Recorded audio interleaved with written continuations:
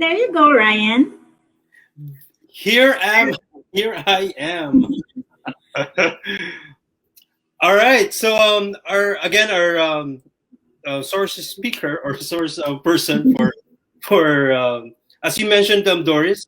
I think she's a very good source speaker for this event, for this very fabulous festival in Baguio. She's the co-chairman of the Panagbenga Cultural Committee and former director of the Center for Culture and the Arts of St. Louis University, where I am from.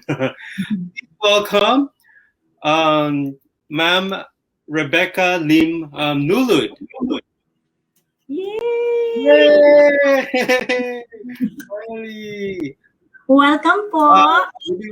Ray, can you unmute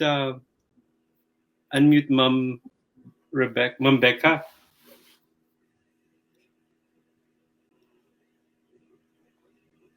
Oh, there you go. Hi, good morning here. Good morning here in Baguio City. Good morning. Thank you. Thank you. Can you send us the smell of Baguio right now? Well, and the cold breeze that is coming from the north part of the Cordilleras. The pine breeze. Yes. Salamat po, ma'am, for joining us. Yeah, it's my pleasure. All right, Doris, you have lots of questions for Ma'am Becca, I'm pretty sure. Yeah, so you go ahead, Rai. Oh, okay. So, ma'am, maybe we'll do a catching up first. So, what's your what do you do now, po, ma'am?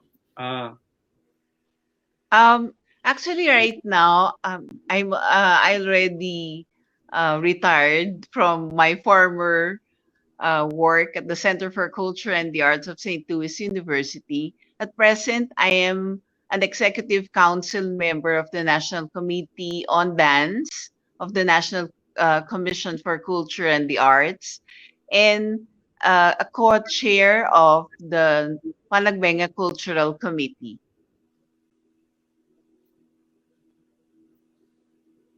Oh wow! Thank you so much, ma'am. That's a lot of roles. And yeah. So as Doris was checking earlier, there's actually not only Panagbenga festival or not only flower festival that's being held in Baguio. Is that right, po? Yes. 2 years ago, they organized. It's called the Gong Festival. This is an activity of the indigenous group of Baguio. They do this every October of the year. It became annual. They invited different groups, indigenous groups in the city to participate. So they have this kanyao, they have gong beating and dancing of their cultural heritage. It is they also introduce their food and the way on how they cook meat in their different provinces. Mm-hmm. So it's really a very interesting activity. Mm-hmm. So, Ma'am Becca, the Philippines is very well known with celebrations of different fiestas and festivals.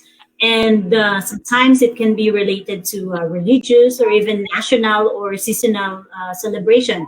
But with Panagbenga, will you be able to tell us the story behind why it is being celebrated and when was this first celebrated? Well, the real brains in this festival, they call it the Baguio Flower Fest then. This was during February of 1996. It was the late attorney Damaso Bangawat Jr. who conceptualized the festival. During that, the most beautiful month, uh, that is the beautiful weather that we have here in Baguio is during February. And this is the time of blooming of different flowers. And then, Attorney Banggawit thought of organizing this festival for more tourists to come up to Baguio during February. Before, jam-pack ang Baguio during summer only. So they want to open another activity para mas marami ang maka-experience ng Baguio. Then during the second year, uh, Mr. Ike Pikpikan named the Baguio Flower Festival Panagbenga. Panagbenga is a Kankanay word which means to bloom, and it was represented by the sunflowers. So that's the start of it. And everybody was so happy because they invited all the students to participate from elementary, high school, and college. And then later on, even other localities come up to Baguio to join the competition. So it was really a collaborative effort of the private and the public, uh, government and the private companies and businesses. All right. So you mentioned, Ma'am Becca, yung pong mga activities joined by different schools and different establishments, different businesses in Baguio, and I've known po na even the businesses all over the Philippines po, they joined to the competition. I remember, ma'am, but you can also tell us the story. What are the activities that you have joined so far, like the competitions? They have school-based competitions. They have this landscaping and flower arrangements. These are for students, and then the main highlight is the street dancing competition. This is every third week of third Saturday of February, and it starts in the morning from 8 a.m. until 5 p.m. So it is participated by elementary schools, high schools, college, and we also have a new category. It's an open category where different schools from Pangasinan, Ilocos, La Union, as far as Nueva Ecija and Bulacan joined. So it's really a fantastic day for all of us because there are a lot of people and they really appreciated all the performances that they do on the streets and the performance that they do at the athletic bowl. And of course, I'm proud to say that we have won, St. Louis University. You have won a lot of Yeah. Well, the competition. I'm happy to say that that St. Louis University was the first who garnered the Hall of Fame award. Kasama ka doon, di ba, RJ? In 2004. Yeah. Yes. And maybe one of the reasons why the Panagbenga was so successful is because also of the people, because they really appreciated and they took the opportunity for them to highlight and showcase what they have here in Baguio. That's awesome. But you have just also mentioned Ryan, and you have both mentioned that you have been into many organizations and being a committee and a director. But what actually inspires you up until now and motivates you to still participate in this kind of celebration or festival? Festival, yeah. Um, my work before is in the culture and arts of St. Louis University, and one of my tasks is to create programs that is related to the culture of the people Mhm. here in Baguio. So one way to uh, to translate that task is to participate and to give this our students the venue to showcase their talents. So that Mhm. is one of the main reasons why I was so interested to be part of the different activities of Panagbenga.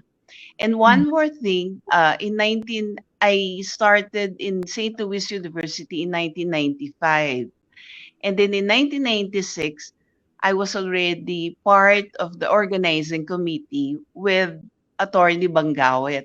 And I was really so happy because the support that he gave to culture and arts to the whole people of Baguio was overwhelming. So it made Mhm. me more interesting and it gave me the inspiration to give what I can help and I can assist in whatever activity they have.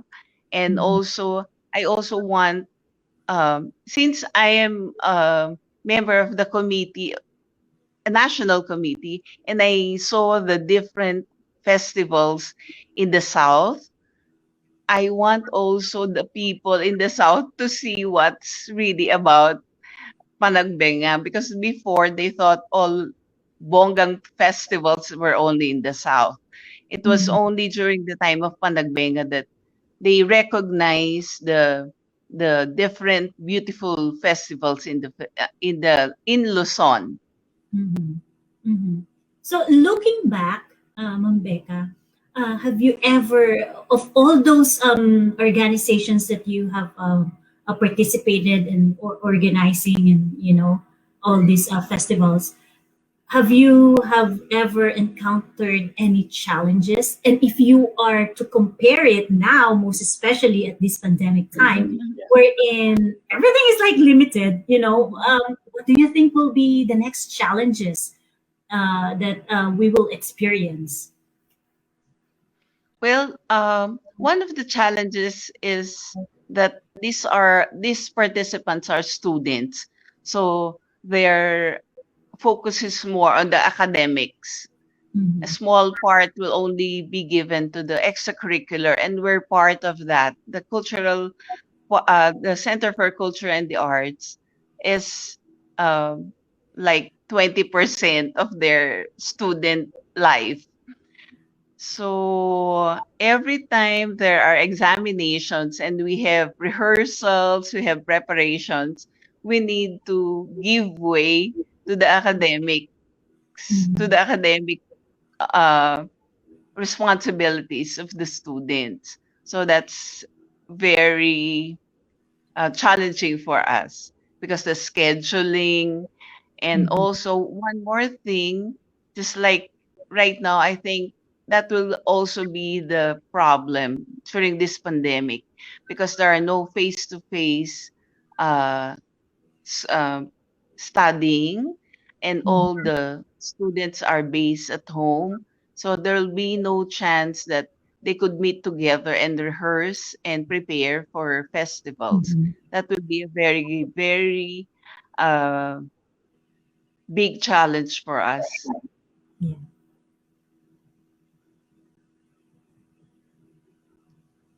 Ryan. Oh, okay. All right. So, again, thank you so much, ma'am. I who would have thought that we will see we will see each other after so many years. Thank thank Thankfully Yes. we have this we have this social media, this technology. Sobrang salamat po, ma'am, for joining us, for explaining the Panagbenga festival. As you've mentioned, it not only affected the hearts of the Baguio people, but you've told the story of the whole culture of the Cordillera in terms of dancing. I remember when we were rehearsing, when we were doing all the practices sa CCA, and the performances and all the preparations. It's a grueling task for you, ma'am, for this festival. So thank you so much, ma'am, for Thank you so much for gracing your very precious time with us. yes, Oh, ma'am. it's really my pleasure. And I would like to congratulate you for this program because I'm so happy that you are really giving and bringing what is in the Philippines in your different places, especially in your place there. Mhm. Well, thank you again. Congratulations also. Thank you so much, ma'am. Thank you. Just stay with us if you can. We Yes, will I will. have more of you later. And yes, we will be right back.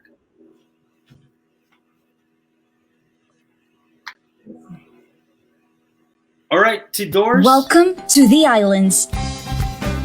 The smiles are set. The celebrations are waiting. The fiestas are here. The Department of Foreign Affairs, in partnership with the Department of Tourism and the National Commission for Culture and the Arts, proudly present Fiesta Filipinas, an online celebration of Philippine festivals. Every town, every city, every province honors our rich history, making every fiesta unique and distinct. What's the one thing in common? It's a multi-sensory experience. Let our culture play with your senses: sight, sound, touch, smell, and taste. Discover with our virtual tours. Indulge with our flavors. Have fun with our experience kits. Set your calendars. Go online. Celebrate with us. Our fiestas are waiting. Fiesta Filipinas, an online celebration of Philippine festivals.